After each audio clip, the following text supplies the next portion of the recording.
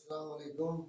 आजकल जो वीडियो चल रही हैं वो है फाइनेंशियल स्टेटमेंट एनालिसिस।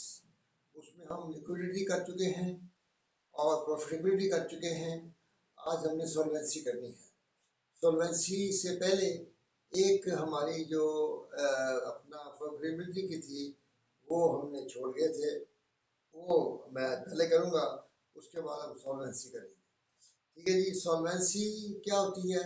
सॉल्वेंसी होती है long term ability of the company to survive, कि कंपनी जो है लॉन्ग टर्म में क्या इंसॉल्वेंट तो नहीं हो सकती, कि अपने उस वक्त जो काफ़ी देर के बाद इनके आइंदा 2-3 साल 4 साल में जो ड्यूज मेच्योरिंग ड्यूज होंगे क्या उनको मीट कर सकती है, ये देखने के लिए। क्योंकि आपने जब ये पहले लिक्विडिटी पड़ी थी वो शॉर्ट टर्म लिक्विडिटी थी, वो शॉर्ट टर्म सॉल्वेंसी थी। ये है लॉन्ग टर्म सॉल्वेंसी, इसलिए सॉल्वेंसी का मतलब ही लॉन्ग टर्म है।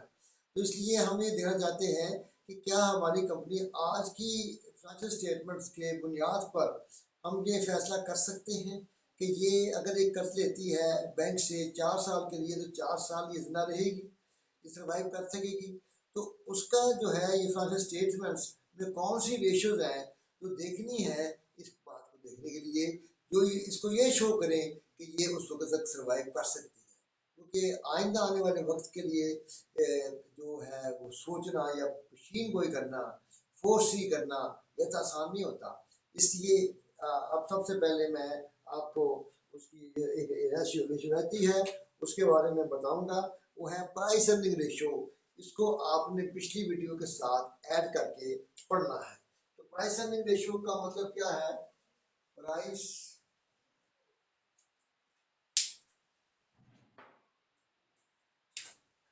अर्निंग रेशियो, इसका मतलब है कि ये हमारे पास गलत आ गया है।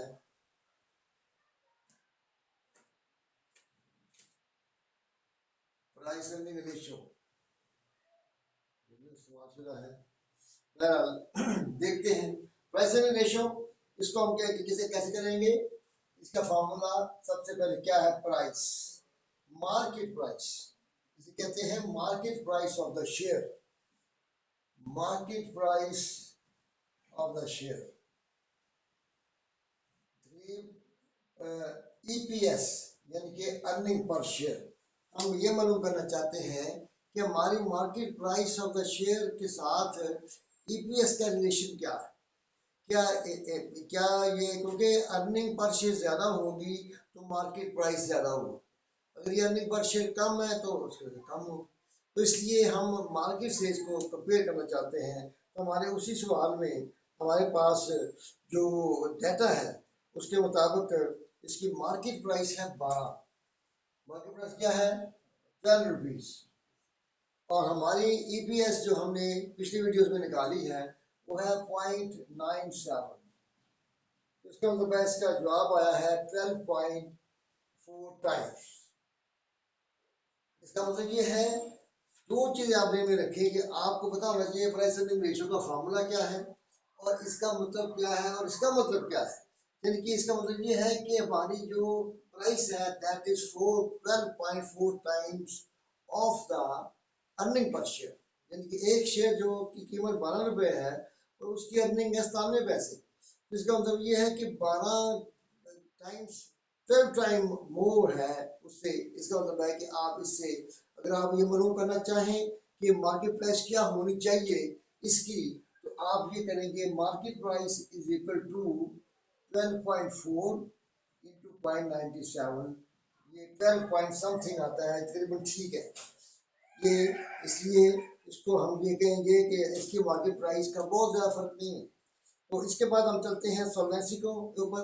मैंने अभी बताया कि सॉल्वेंसी में हम देखते हैं कि long term ability of the firm to pay its maturing debts at that time, वो आज हमने फैसला करना है। तो इसलिए ये ज़्यादातर हमें जो है ये अपना ये क्या कहते हैं, ये मतलब आज हमने फैसला करना है कि कंपनी उस वक्त क्या मिले।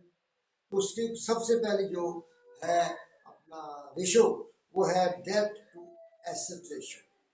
क्या है जी, लॉन्ग टर्म एबिलिटी, और उसके बाद डेट टू एसेट रेशो, क्या है जी, debt to assets is equal to total debts, total debts, current and non-current liabilities। इसका मतलब ये है, टोटल डेट्स का मतलब क्या है, current liabilities plus non current liabilities से शामिल करेंगे, और इसमें हमने टोटल एसेट्स का मतलब है कि इसमें भी current assets plus long term assets शामिल होंगे।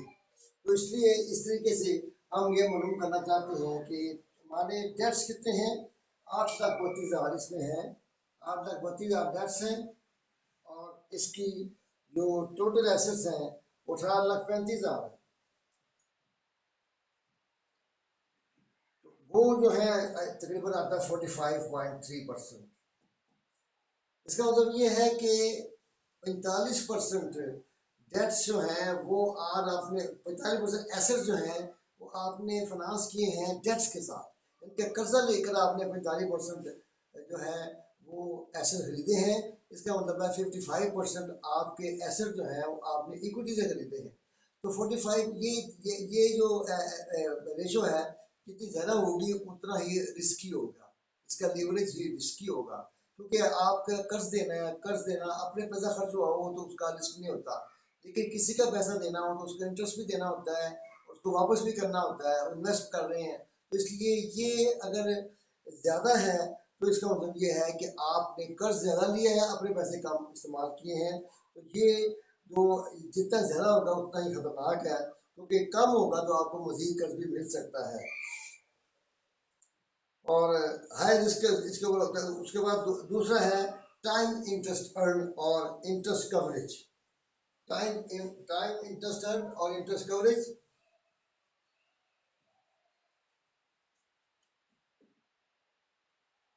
इंटरेस्ट कवरेज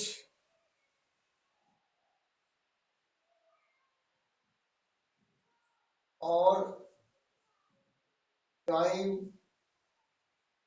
इंटरेस्ट अर्न, इसको हम ये देखना चाहते हैं कि हमारा इंटरेस्ट की पेमेंट जो है, क्या हमारा ऑपरेटिंग प्रॉफिट क्या होता है, and earning before income interest and tax, वो इतना ज़्यादा है कि वो इंटरेस्ट की पेमेंट के एक्सपेंस को बर्दाश्त कर सकें, और उसके बाद हम टैक्स भी दे सकें और प्रॉफिट भी हो, ताकि हम डिविडेंड दे सकें। तो ये इसको हासिल करने के लिए इसके कंपोनेंट क्या है, ये वेरिएबल क्या है, वो वेरिएबल है ई एक्स आई बी टी, यानी कि operating profit oblique interest expense. ये इंटरेस्ट एक्सपेंस कौन सा होगा, वो इंटरेस्ट एक्सपेंस जो आपकी प्रॉफिट लॉस अकाउंट में आया है। तो आपका इसमें जो है इंटरेस्ट वो है 4,59,000 ऑपरेटिंग प्रॉफिट है। आपको कितना है जी, 4,59,000, और इसका सॉरी हाँ जी ठीक है, और इंटरेस्ट है 36,000,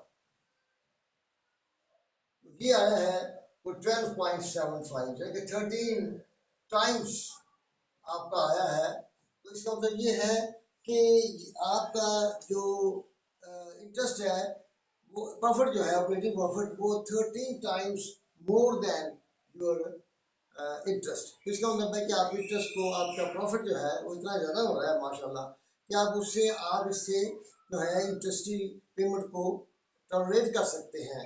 इसके बाद के एक्सपेंसेस लॉसेज जो है वो भी टॉलरेट की जा सकते हैं, कि वो टाइम टाइम है। तो ये कम हो तो इसका मतलब है कि हमें लॉसेज होंगे ज़्यादा। इसलिए इंटरेस्ट एक्सपेंस के पहले हमारा ऑपरेशन जो है असल बिजनेस होता है, अगर वो बिजनेस चलता रहे तो वो इंटरेस्ट की पेमेंट को बर्दाश्त कर सकता है। तो इसलिए इसको हम कहते हैं कि ये हमारे लिए बेहतर है। उसके बाद है अगली डेट इक्विटी रेशियो।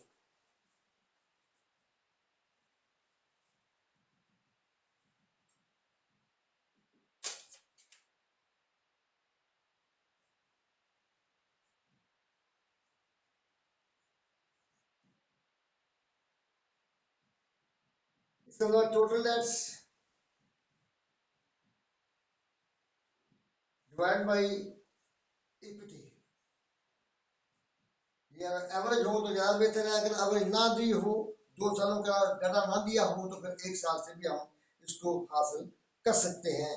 तो इसलिए आप इसको देखिए कि डेट्स जो है आपके, अभी आपने सवाल किया है, उसमें हमारे डेट्स जो हैं वो है 8,32,000, और करंट ईयर के एसेट ऊपर वाले हिस्सा करंट ईयर का लेना 8,32,000 है, और हमारी इक्विटी है